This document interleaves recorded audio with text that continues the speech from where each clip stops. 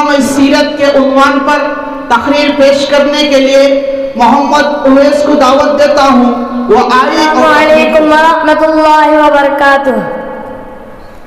الحمدللہ رب العالمین والصلاة والسلام علی من لا نبی بعدہ، اما بعد فاعوذ باللہ من الشیطان الرجیم، بسم اللہ الرحمن الرحیم۔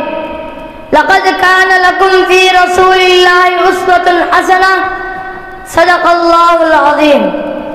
سرمایہ حیات ہے سیرت رسول کی، سرمایہ حیات ہے سیرت رسول کی، فلاح کائنات ہے سیرت رسول کی۔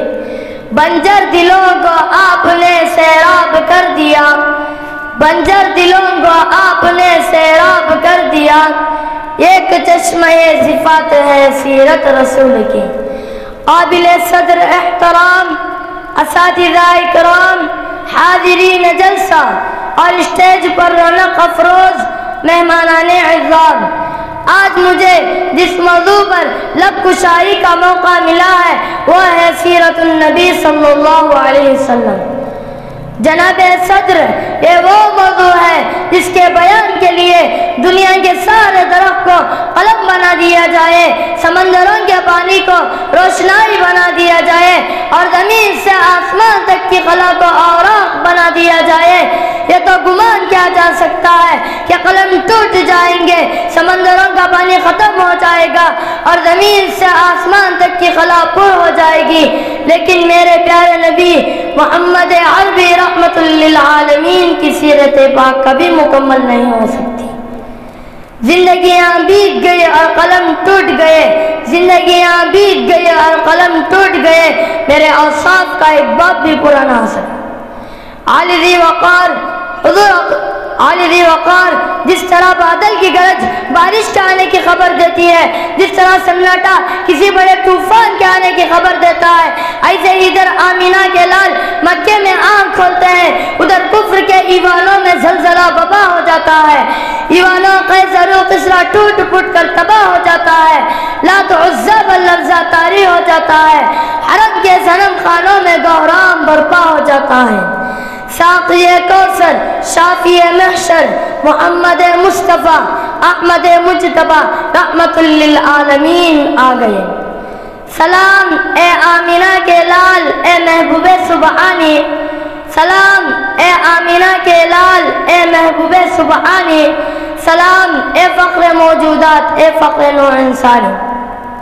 معزز سامعین اکرام، آقا دو عالم صلی اللہ علیہ وسلم کی حیات طیبہ کا آغاز بھی بڑا عجیب ہے اور اختتام بھی بڑا عجیب ہے۔ کسی نے ام المؤمنین عائشہ صدیقہ رضی اللہ عنہا سے حضور اقدس صلی اللہ علیہ وسلم کی سیرت کے بابت پوچھا تو آپ نے فرمایا کہ تم قرآن نہیں پڑھتے، پورا قرآن میرے آقا دو عالم رسول اللہ صلی اللہ علیہ وسلم کی سیرت ہے۔ عالی وقار حضور اقدس صلی اللہ علیہ وسلم کی ایک سیرت تو ہے جو انبیاء بیان کرتے ہیں، ایک سیرت تو ہے جو اتقیاء بیان کرتے ہیں، ایک سیرت تو ہے جو اتقیاء بیان کرتے ہیں، ایک سیرت تو ہے جو ساری دنیا بیان کرتی ہے، ایک سیرت تو ہے جو عرش والا اپنے زبان مبارک سے بیان کرتا ہے۔ چلے قرآن کو سنتے ہیں۔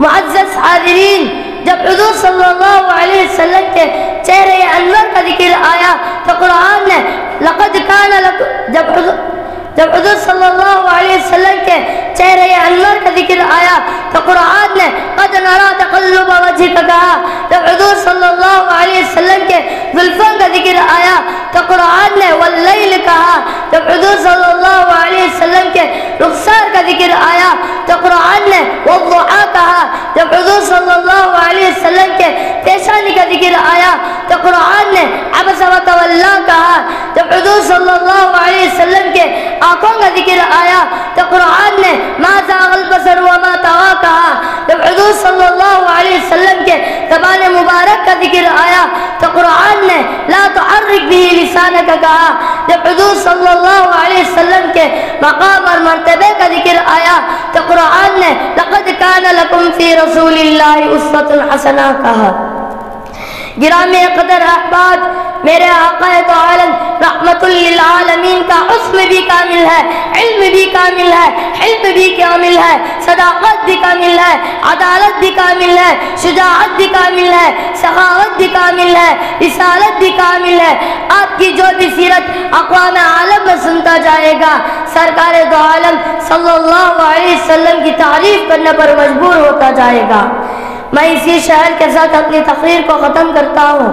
ہر ابتدا سے پہلے ہر انتہا کے بعد، ہر ابتدا سے پہلے ہر انتہا کے بعد ذات نبی بلند ہے ذات خدا کے بعد۔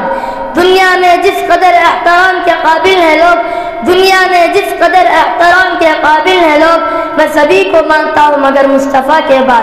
وآخر دعوانا الحمدللہ۔